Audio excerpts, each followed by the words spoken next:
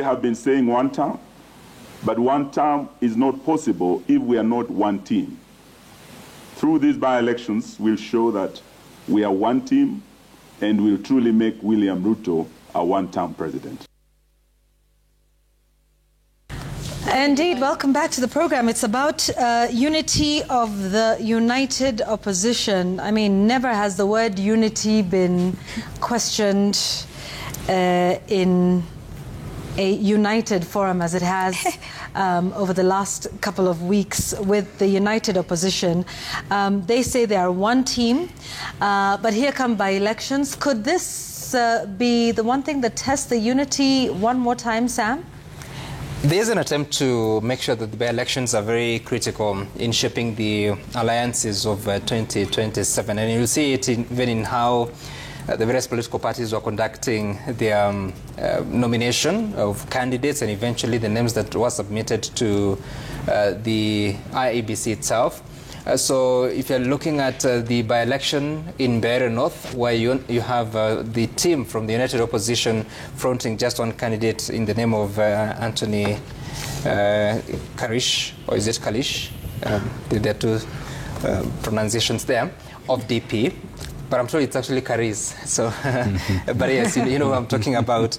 And at the same time, you find that from the UDA party, then everyone else had to step down for one candidate.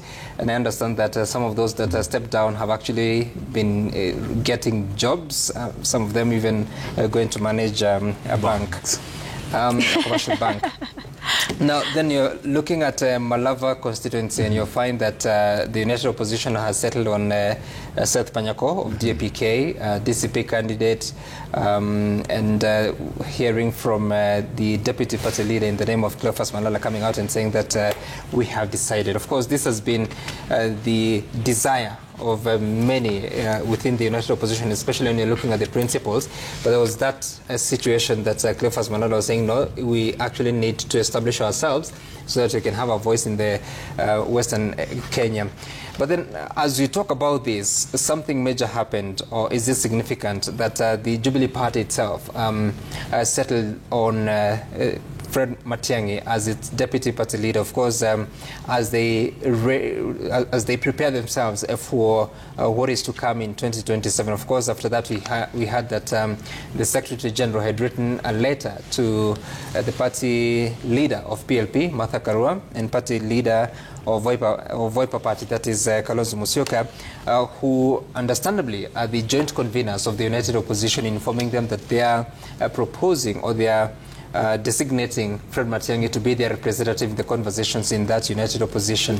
So there has been a bit of reactions of people wondering, why is it that Jubilee Party is making a decision and writing to Martha Karua and Kalonzo Musyoka and not Rigathi Gachagua? So part of the explanation has been that the two are the conveners of the United Opposition, and the other reasons that are being given in as far as the leadership within the DCP party itself.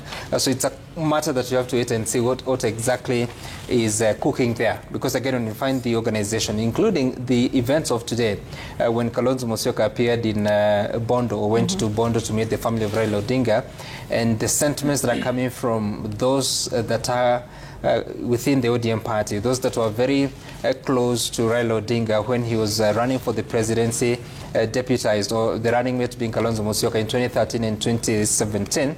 But then, of course, seeing the Azimio coalition itself in 2022, where Kalonzo Musyoka actually paved way for Martha Karua. So indeed, a lot of activity that has been going on, but what is clear is that you're also seeing the individual contenders or aspirants for the presidency going about with the activities to see and popularize themselves, come up with a strategy to win the confidence of the people, so that eventually when they get to the negotiating table, then you'll see who has a higher stake. And I think it's going to be a very interesting conversation as you hear Eugene Omala saying that we cannot be united if we are not one team. Right. The test of all this, we'll see it partly from the by-elections, but also moving forward. Because at the same time, it is not that President William Ruto is sleeping. No, he has been busy building alliances, of course, having conversations with the ODM itself. Some ODM leaders, including the chairperson, Gladys Wanga, coming out to say that Raila left us in broad-based government. We will stick there,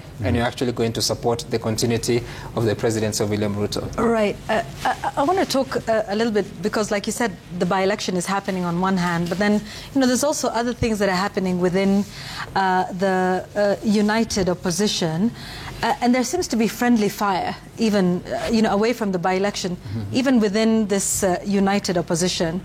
Former Deputy President Rigathi Gachagua had some interesting things to say about elected MPs in his own backyard. Listen. All the legislators are top-notch lawyers. These are the people who have protected Raila Odinga for 30 years. Tom Ojieda, Okongo Mgeni, Mohamed Faki, and Babu Owino. Great minds. Then nyinyi munanipatia Kawanjiko, wa Matinga, wa Makeki. Okay, is there Wamakeki? Or was it just, okay, fine. Well, we have one now. But then, Kawanjiko was not too happy. For the record, that is the MP for Kiambaa constituency. And he responded. You don't become personal when it comes to politics. Na hii kuniuzia uonga, kunipigia simu, ukinitumia message ya kwamba nisipokuunga mkono nitaona. Na kuambia, my friend, my life is in the hands of God. And that's not all. There was some more response to Rigathi Gachagua from the Kiambu woman rep. Allow us to work for our people. Siasa ni mwaka ujao, tukutane kwa barabara. But for now, let us respect one another. Tuheshimiane. Wakaona Kawanjiko, hata akiwa mtoto wa single mother, hata ukimdharau namna gani, wakaona he is among the best of their children in Kiambaa, na wakachagua yeye. So ukirudi kumuonyesha madharau ati umtukane, sio hawa viongozi unatukana, unatukana wenye wamewachagu. Wacha hasira, wacha chuki, wacha kupiganisha watu. What's happening here? What's going on? What is? When you were? What? Interesting. Mimi ni wakanon. Yes. Yes. So I think Rigathi Gachagua is basically crafting his lineup for 2027, knowing very well that he has this desire to control the mountain and control who becomes what in the next general election. And you see, this is not the first time he's discrediting MPs allied to President William Ruto. And I doubt this will be the last. He's simply trying to throw them under the bus and set them against the public, such that when we get to 2027, then this team that is still loyal to President William Ruto from Mount Kenya will actually face a very hostile voter, and thereby locking them out for that. So it's a strategy he wants to use, so that remember the other time he was blaming them and actually called them useless. That if anything happens around the mountain that is not right, then blame these kind of people. So he's basically trying to secure his vote basket, because in the united opposition, like Sam has rightfully said, when negotiations begin proper, it will be what do you bring to the table? What are the numbers that you have? Yeah. And that is what Rigathi Gachagua is trying to secure. Yeah, I don't know if he was trying to also kill two birds with one stone.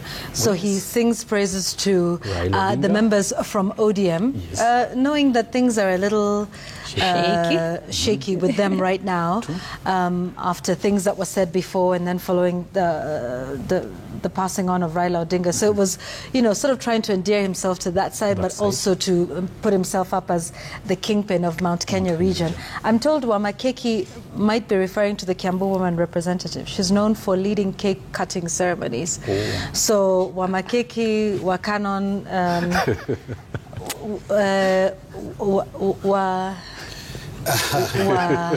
Where I come from, we don't have wa. What is Ole. it? Yeah, it's ole. What's okay? Ole. Okay, Yeah. ole. So what do we? Ole wakili. For purposes of this one. But my question to you as we close, Linus, is maybe are we reading too much into all of this right now? Because perhaps it's still too early in the game. We've got more than 20 months to the next election, and that there would be this sort of push and pull, even as everybody tries to consolidate their own home bases before they can then come together into what is a united opposition. Is this the general posturing and, of course, building up and galvanizing and mobilizing their own areas before they now come and say, look, this is what I'm bringing to this united opposition. I am the kingpin of... and I carry with me these number of votes, these number of MPs, these number of MCAs, before they can finally do that. Is that what's happening here? Yvonne, there is a government body called the National Construction Authority. And they are in charge of basically construction. And if they mark your building with an X, that's not good news. Yeah. And I'm referring to what former Deputy President Rigathi Gachagua was doing. He was basically marking X on the current members of parliament. And so there are very many ways, most of them correct, of interpreting what he was saying. First, I think he was saying, compared to other members of parliament, they have not been doing well. And if you want to doubt that, you just do head-to-head. Yeah.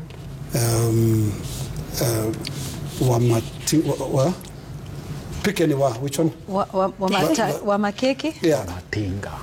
Kawanjiko? Yeah, say Wamakeki versus Otinda Amolo, Yeah. You go head-to-head in terms of quality. And you will be maybe finding him right in arguing that. Because it's something that has happened with the Mount Kenya politics. And across several elections. Let's try and speak as outsiders, except Sam here, who is not exactly an insider. I have so much to say about Nyamaze. Is more of Nairobian than Yes. Mount Kenya. It's not for Nairobi alone, but frankly, there have been a decline in quality of who they send to parliament. Who stands out there, for example, right now? Yeah, we are thinking. Ninani. Yeah, that was not what used to happen. That house used to have Paul Mwite, and I would just want to pick a few from Mount Kenya. Paul Mwite from Kabete, well now Kikuyu. You had Njehu Gatabaki from Githunguri.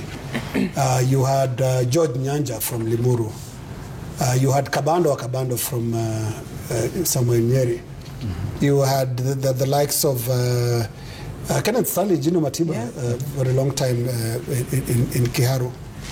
You could do the list that he was doing of Nyanza region those days, in Central. about Central Kenya. You can't do the same right now. How did they get there? I think, my theory, politics of punishment. You've seen very damaging patterns in Mount Kenya voting patterns, whether you're talking about parliamentary, senatorial, gubernatorial elections, is normally let's go and punish so and so. And so let me not mention names here, I don't want them to feel bad, but there are people who are better quality for governor, for example, that were defeated in the last election because it was more of punish them for who they are and where they're supporting. Same to members of parliament. And same to MCAs, that, and that way you actually have some of your weakest as your representatives. So really, let Rigathi Gachagua have that conversation with his region, because for the first time he has done that. These are normally quiet conversations elsewhere. That, is that really the successor to so and so? This is the region that produced the likes of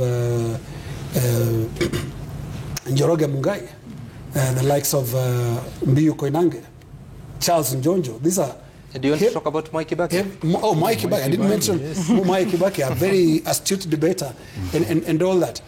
So, for me, I think it is a good trigger to a rethink in the way Mount Kenya politics are carried. The country and the region benefits that region, not East Africa, when you have good quality going to the House. And I covered that parliament that I'm referring to when the likes of Paul Muite were in there. It's a solid House of people where you can look at it for alternative leadership. Where is alternative leadership these days? The ones that have been listed there, can they be alternative leaders? No. So let Gachagua have that conversation with his region. And I think I'd mentioned that it's also politics. He wants another lineup.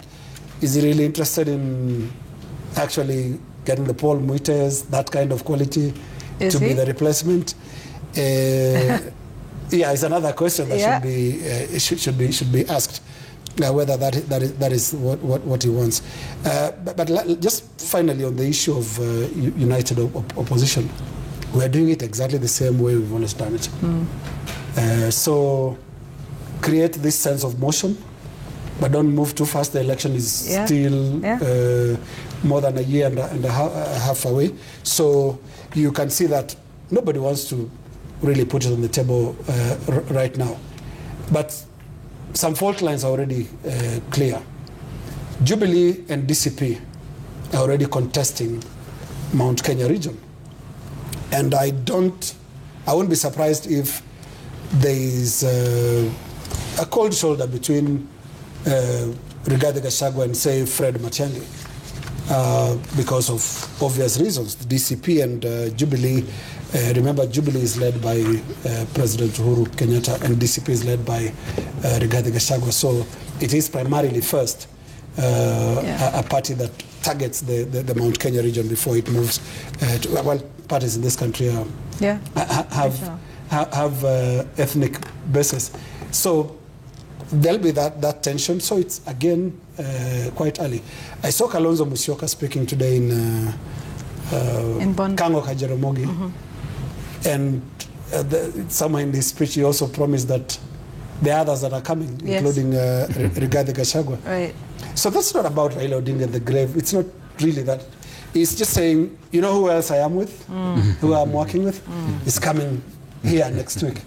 Here's John the Baptist, perhaps preparing the way. Let's keep those ones out of.